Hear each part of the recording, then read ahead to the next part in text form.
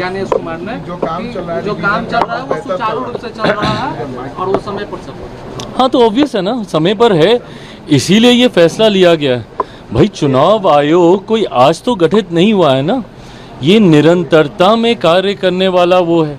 इनको पता है कि किसके लिए कितने समय की ज़रूरत है, उसी के आधार पर टाइम बाउंड पीरियड के आधार पर ये सारी चीज़ें की जाती हैं।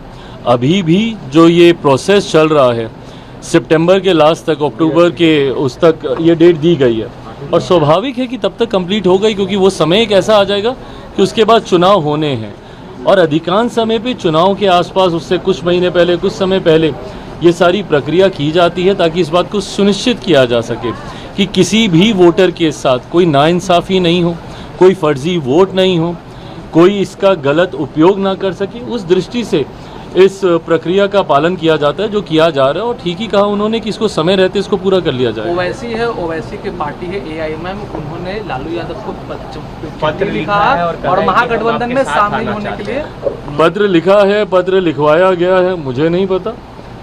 मुसलमान वोट जिसपे राष्ट्रीय जनता दल और उनके नेता अपना आधिपत्य मानते हैं, उसमें बिखराव तो देखने को मिल ही रहा है।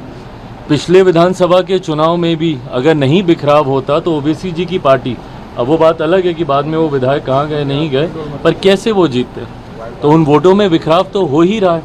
हकीकत है आज की तारीख में जिस MY समीकरण पर राष्ट्रीय जनता दल सांप्रदायिकता और जातीयता को बढ़ावा देकर आगे बढ़ रही थी, आज की तारीख में उसी समाज के लोग इस बात को समझ रहे हैं कि उनको सिर्फ वोट बैंक बनाया जा रहा है और उनका सिर्फ निरंतरता में इस्तेमाल किया जा रहा है और अब वो अपने आप को इस्तेमाल होने नहीं देना चाहते हैं। इसीलिए आज वो डेवलपमेंट की सोच के साथ जुड़ रहे हैं। जितने मुसलमान हैं जो कहते हैं कि भैया वो NDA के साथ नहीं जुड़ेंगे, आज आप जाके देख लीजिए गरीब मुसलमान जितने हैं वो सब जनता दल, वो सब हमारे गठबंधन के साथ, उसमें जनता दल यूनाइटेड हो, हमारी पार्टी हो, even for that matter Bharatiya Janata party हो, NDA के साथ वो अपने आप को जुड़ता हुआ देख रहे हैं। जिस तरीके से वक्त में संशोधन किए गए, जिसमें प्रो पुअर मुसलमानों को उनका हक अधिकार देने का इसमें काम किया गया, तो वो भी हम लोग के साथ मजबूती से जुड़ रहे हैं। ट्रिपल तलाक में वो मुसलमान महिलाएं जिनको राहत मिली है, वो अपने आप को हमारे गठबंधन के साथ जुड़ता हुआ देख रही हैं। तो मुसलमान वोटों में हो रहे इस बिखराव को रोकने की दृष्टि और सोच के साथ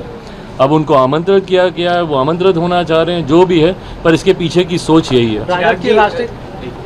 नीतीश कुमार के नेतृत्व में बिहार में चुनाव होने जा रहा है और मुख्यमंत्री के चेहरा भी वही है, तो क्या डिप्टी CM चिराग पासवान बनेंगे? देखिए, ये भविष्य के गर्व के ये सवाल हैं, बहुत हाइपोथेटिकल सिचुएशंस हैं, क्वेश्चंस हैं। मैं ज़रूर मानता हूँ कि एक ऐतिहासिक जीत की ओर हम लोग अग्रसर हो रहे हैं। ऑल टाइम हाई के साथ इस बार हम लोग सरकार बनाने जा रहे हैं।